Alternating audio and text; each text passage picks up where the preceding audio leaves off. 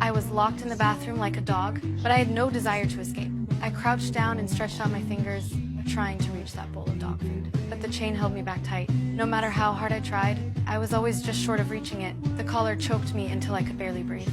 I had no choice but to use my foot to drag it closer. Finally, I managed to pull the food toward me bit by bit. I grabbed it and wolfed it down like I was starving. That moment felt like having a luxurious feast, but I'd barely taken a few bites when I heard someone crying for help outside. So there were other people here after all. I quickly called back, but the lights went out. Communication wasn't allowed here. I dumped out all the food, grabbed the metal tray, and slammed it against the wall, trying to let them know someone was here. Soon I felt dizzy. The dog food had been drugged.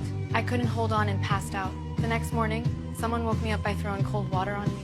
I was let out for a walk, just like a real dog. The chain was removed, but the collar stayed tight around my neck. When I saw no one behind me, I started running, but I'd barely gone a few steps. When the collar lit up, it suddenly tightened, squeezing my throat. A piercing alarm blared from the speaker. The wire fence was right ahead. The moment I touched it, an electric current hit me, and I blacked out instantly. When I woke up, I was back in the dog cage. This time there was another man in the cage with me. I rushed over excitedly and asked him what was going on. He told me he'd been kidnapped too. Only one thought filled my mind: escape. The next day we were let out of the room, with no one following us. We pretended to take a walk, slowly moving toward the fence. At that moment, there was no electricity on the fence. We immediately climbed over and ran as hard as we could, but we'd only gone a few steps. When the collar lit up again, it suddenly clamped down on my throat. I couldn't breathe and collapsed to the ground. The man tried to pull me along with him, but soon he was choked unconscious too. When I woke up again, we were back in the dog cage. This time, a wall separated us. Our chance to escape was completely gone. That day, the guard came with dog food. I pretended to be asleep. The man suddenly grabbed the guard's stick and knocked him out with the metal tray. He found the keys on the guard's body and unlocked his collar. We'll never make it out right now, okay? Look, they're watching us. Trust me, this was my plan. When he tried to take me with him, I show up on campus completely naked. Everyone's mesmerized by my hot body. But I couldn't care less, because the next day, they'll forget everything. I've died 80 times already. Every time I wake up, I returned on my birthday. The masked killer always finds me, kills me in a different way each time. I try watching everyone around me, but I come up empty. After dying over and over again, I just give up fighting it and decide to live it up. As I keep coming back to life, I pass out the second I get out of bed. When I come to, I'm in the hospital. The doctor tells me, We just got these back from imaging, and these are signs of, given the severity of the scar tissue and the size of the lesions, this is going to sound crazy, but technically, you should be dead. I realize that this is the price of resurrection. The masked killer will be here any minute. I bolt out of the room and see the masked killer stab right through the doctor. I make a run for the parking garage. When the masked killer comes after me, I left him in a cloud of dust. Catch me now, bitch! I was stopped by a traffic cop for speeding. I beg him to let me go, but he thinks I'm driving drunk. Suddenly, I get an idea. If I am, does that mean that you're going to arrest me and lock me in a jail cell? That's how it usually works. I'm drunk. I'm thrilled to let the officer cuff me and thank him for his help. But then something unexpected happens. The masked killer doesn't kill me. He actually lights my birthday candles. Turns out the car's leaking gas. Oh, fuck.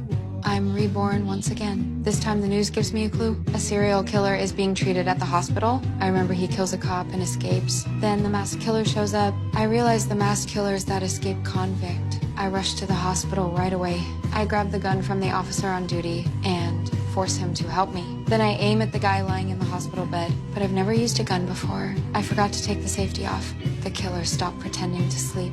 He instantly throws me across the room. Just as he's about to finish me off, my alarm goes off. In the confused eyes of the killer, the hospital lights go out. The same blackout. I've been through this 20 times now. I shot and killed the assassin on the spot. I've finally broken the loop. My boyfriend and I happily celebrate this birthday. When I wake up again, I have returned to this day of my birthday again. I completely broke down. I killed the masked killer last night, but I still haven't escaped the loop. I just want to get out of here. Then my bestie brings me a cupcake again. Thanks, but I already ate it last night.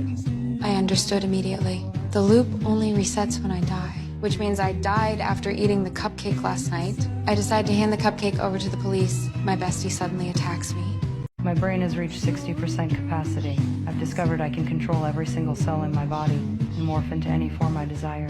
I tell the scientists that 1 + 1 will never equal 2. Math is just something humans invented. a system of numbers we created to make sense of things. It doesn't actually exist in the universe. The scientists are blown away by this revelation. If math doesn't govern the world, then what does? I immediately create a projection, accelerating a car inside it to infinite speed. When it reaches a certain velocity, it simply vanishes. This proves that time validates the existence of matter. Without time, we cease to exist. The crime boss storms into the lab at this moment. I know I can't stall any longer. I order the professors to inject all the remaining CPH4, pushing my brain to 100% capacity. The chemicals surge wildly through my body. When I open my eyes again, my brain has hit 70%. My arms begin transforming into black liquid, latching onto the lab equipment, draining their energy. Soon my brain reaches 80%. I pull everyone into a white void, where I create a supercomputer, storing all my knowledge inside it. This is my gift to humanity. The battle outside is intensifying. A rocket blasts open the lab doors. I instantly teleport to Paris, then to Times Square. When I raise my hand, time freezes instantly. I silently observe this world. With a wave of my left hand, time speeds forward. With my right hand, time reverses. As someone who was once ordinary, my eyes well up with tears. I make time rewind rapidly. In an instant, I'm in the industrial age. Then the age of dinosaurs, the tribal era, until I reach ancient times. I encounter Earth's first primitive human. She's also called Lucy. I extend my finger to greet her. The moment our fingertips touch, I'm transported into the cosmos. Time continues rewinding rapidly. Here I witness the sun's first rise. Earth begins spinning at breakneck speed. It survives a catastrophic disaster. My brain reaches 99%. This time I arrive in the galactic river of stars. I see countless colorful meteors, energy, wormholes, and space stations. The crime boss bursts in. My brain finally hits 100%. My body vanishes completely. The computer I left behind begins to pulse, handing the professor a USB drive. It contains all of human knowledge and the secrets beyond the universe.